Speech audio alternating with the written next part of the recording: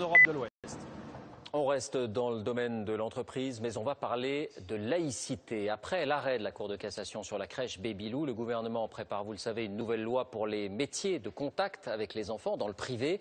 Mais au-delà de ce cas particulier, la question de la pratique religieuse au travail a beaucoup évolué ces dernières années. La demande des salariés aussi, sujet très sensible, notamment en ce qui concerne l'islam. Alors comment réagissent les entreprises comment s'adaptent-elles à cette nouvelle donne?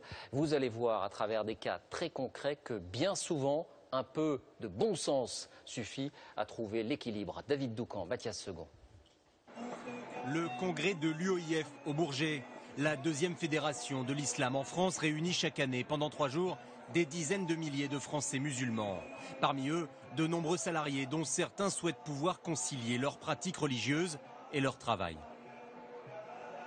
C'est vrai que ce qui pourrait manquer, c'est peut-être des petites pauses pour avoir le temps de faire la prière. Voilà. Pourquoi est-ce que ce serait important pour vous? Parce que moi, je me sentirais peut-être un peu mieux dans mon travail, ça pourrait me rendre un peu plus productif.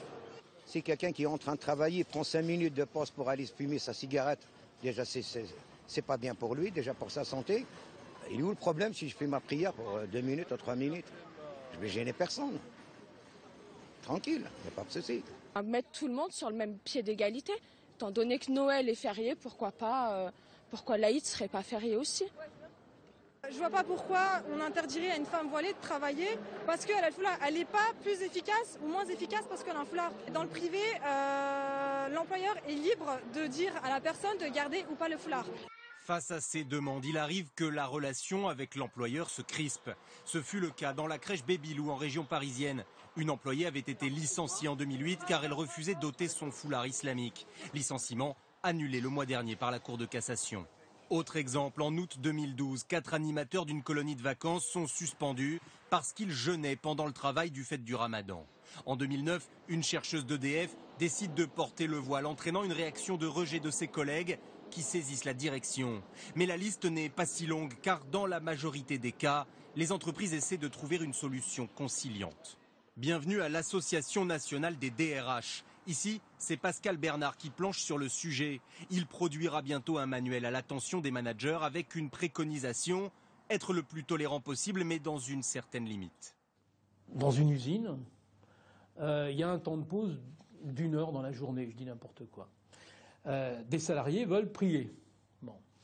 Plutôt que de leur interdire de prier à telle ou telle heure, on ne va pas leur donner plus que les autres. Ils auront une seule heure de pause, comme leurs collègues, mais on pourra aménager les horaires de manière à ce que la prière se fasse à un moment qui est compatible avec leur religion. Finalement, ces convictions, j'ai intérêt à les respecter tant qu'elles ne heurtent pas l'intérêt général et tant qu'elles respectent, je dirais, l'environnement professionnel. Mise en pratique chez Faune Régie. Cette entreprise d'hôtesse d'accueil compte 5000 salariés. Ici, on est d'accord pour aménager le temps de travail pendant le ramadan. Par contre, le port du voile est interdit car les hôtesses sont au contact du public. En fait, la tolérance s'arrête là où commence l'ostentatoire. On a eu des collaborateurs, une collaboratrice en question qui voulait que le Coran reste sur la borne d'accueil. À ce moment-là, nous, RH, on est saisis et donc on intervient directement auprès de la collaboratrice en la recevant, en lui expliquant les raisons qui nous conduisent à lui demander de retirer ce Coran. Dans ce cas d'espèce, le dialogue a été constructif. Elle l'a compris. Elle l'a compris et elle l'a accepté. Donc elle a compris que nous étions tolérants vis-à-vis de cette religion, que notre demande n'entraînait aucun jugement de valeur sur son choix religieux, mais qu'en revanche, effectivement, ce signe ostentatoire n'était pas compatible avec sa fonction. Elle l'a entendu, la collaboration puisse poursuivre tout à fait normalement. Dans cet exemple, la relation est restée apaisée. Mais lorsque les positions se durcissent, certains patrons font alors appel à des médiateurs. L'imam de Drancy joue régulièrement ce rôle.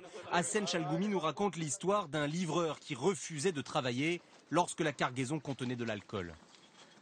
J'ai adressé le message à l'employé, ton travail c'est un livreur, toi. Tu n'es pas un livreur de produits illicites islam, vis-à-vis de l'islam, l'alcool et d'autres. Non, ton travail est livreur. Donc il a repris le travail normalement? Tout à fait, il a repris le travail normalement. Le patron, il a besoin des employés, ils n'ont pas besoin de religieux, c'est clair. S'il a accepté le travail, parce qu'il y a des conditions, il faut qu'il applique les règles. Et avec le dialogue, avec les patrons en général, toujours il y a des solutions. Alors faut-il une loi? Les entreprises qu'on a rencontrées disent non. Au contraire, elles pensent que cela pourrait tendre les choses. Sur la question de l'islam en entreprise, c'est le bon sens qui prime.